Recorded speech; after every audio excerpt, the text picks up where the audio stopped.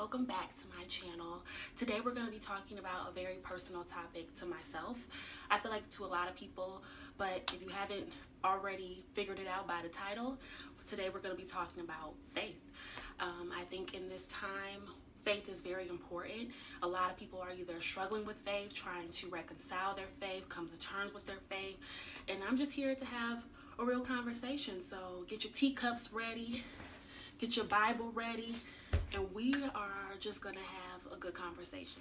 So my faith journey, I would say, started when I was 18. Of course, I went to church. I've always known of God, but I didn't really know God. And I'm pretty sure people who are watching this video know exactly what I mean. Like, me and God didn't have a great relationship. We weren't talking every day. We didn't really know each other the way that two friends would know each other, because as you know, you got to be closer than a brother. But I would say when I went to my freshman year of college, I was 17. I was going through a process of breaking up with someone I probably shouldn't have been with in the first place. Our relationship was becoming really toxic. I didn't really know how to deal with it, but I feel like I had made that person somewhat of an idol. I had put them on a pedestal that they didn't even really belong on. And so with that, I think I really grew away from God. I started to shy away from God. And I was the girl who went to church services, Bible studies. I was there every single week. I was someone who really was in the church. I was on the sign language team. I did the church choir. I was doing everything. I was a narrator for the church play. And really for me, church was like my escape away from just regular life. I had really dealt with a lot of anxiety, a lot of low self-esteem, a lot of depression really, and I feel like church was my saving grace. It allowed for me to open up to the rest of the world, show my talents, but also feel like, wow, this is a place where I can really spread my wings and like be myself.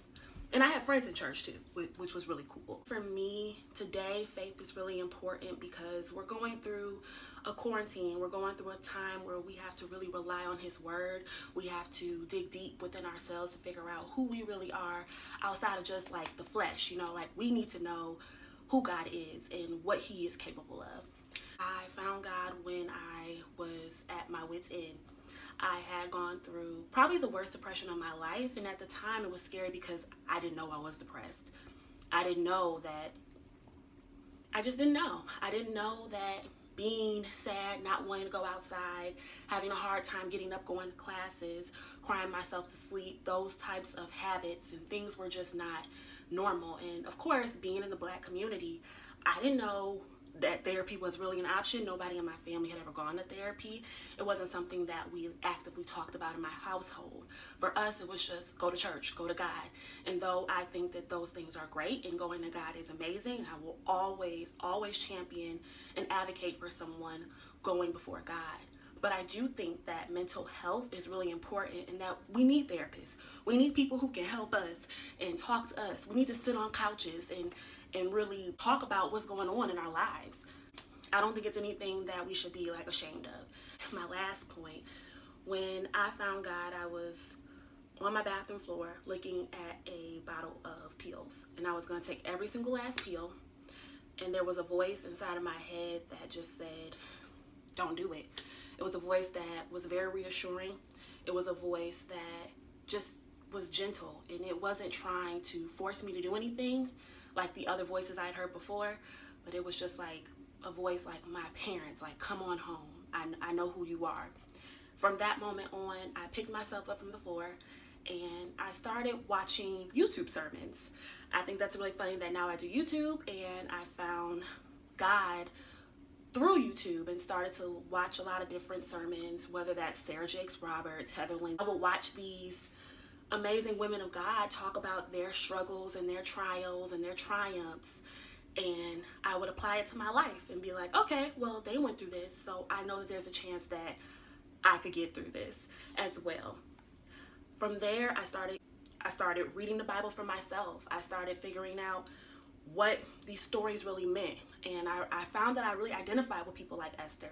I found out I identified with people like Ruth. Like, I love Ruth.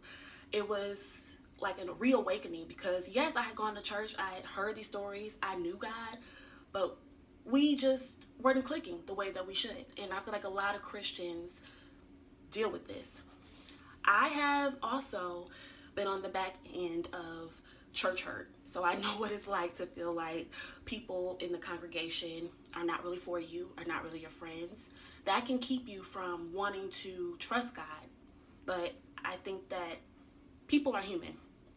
Point blank, period. Like, if we allow people to turn us away from God, I feel like we're doing ourselves a disservice, because God is always there for us, and he's always going to be more faithful than any other human being.